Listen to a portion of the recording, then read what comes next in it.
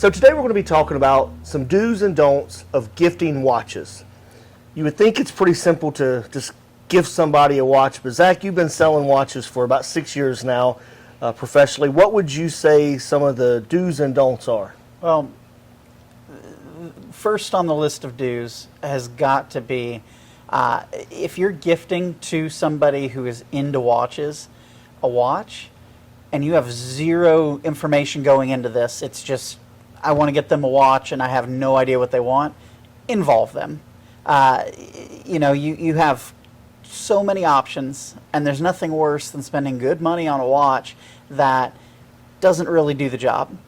So I can't tell you how many I've seen that have come in and wanted to surprise their significant other with a watch, and we see them back, we're having to do an exchange or return, or worse yet, the significant other's afraid to come out and say, hey, that's not really what I wanted, and they just put up with a watch that they're like, I wish I had gotten that one.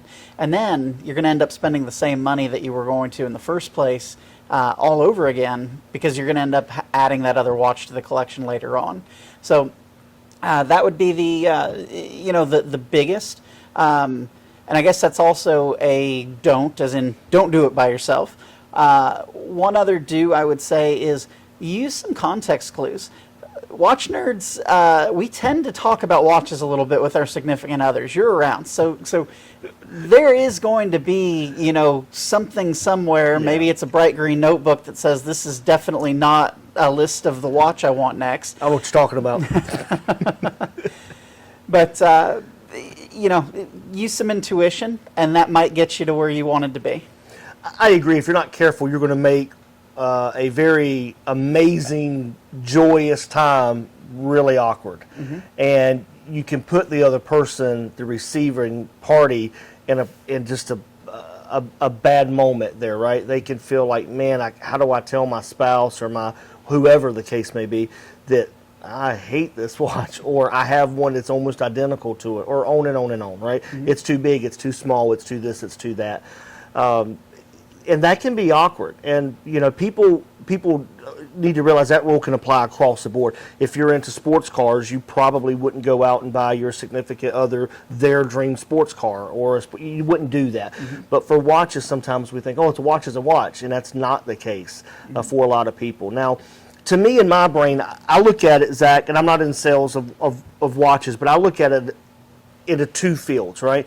So when I think about when is a watch gifted, I think about a parent buying their child a watch. Maybe the child's buying the parent a watch.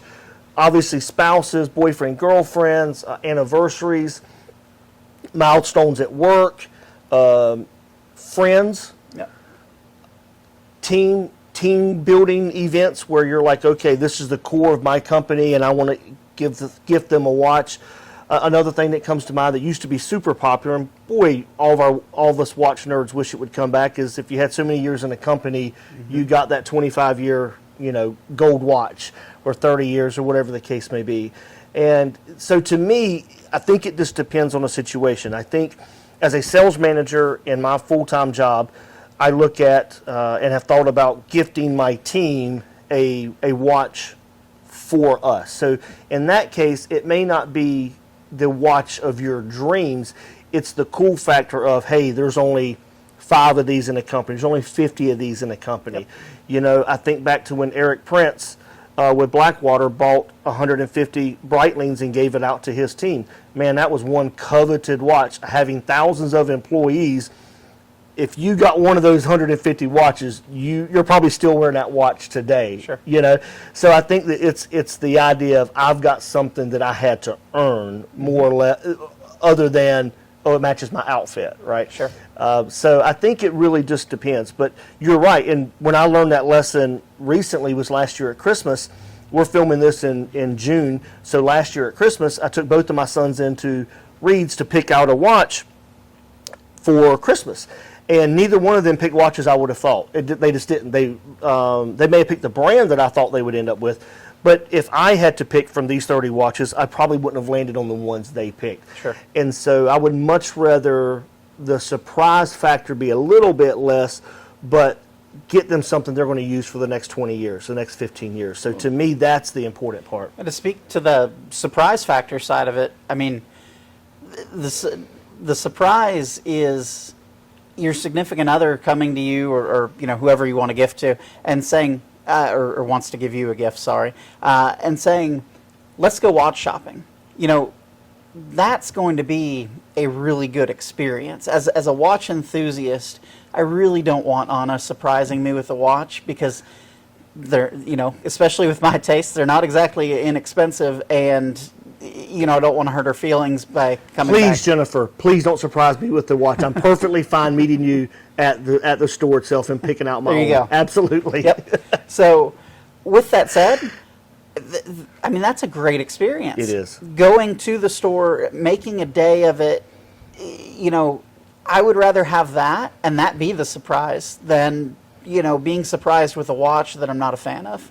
I just went through it this last year for my birthday. We were out of town, and we were in a different city that has a pretty famous watch company there, and we went by a watch store there. We went by and we picked out a watch, and I did most of the looking, and she would be like, yeah, I like this one better than this one. We went back and forth, and we picked out a watch that I still love to today, wear it all the time, and it was a watch she liked also. So it allowed her the input, but not necessarily, hey, I went and got this one. Because the chance of her picking that watch out of that whole store, a needle in a haystack, it's just not going to happen.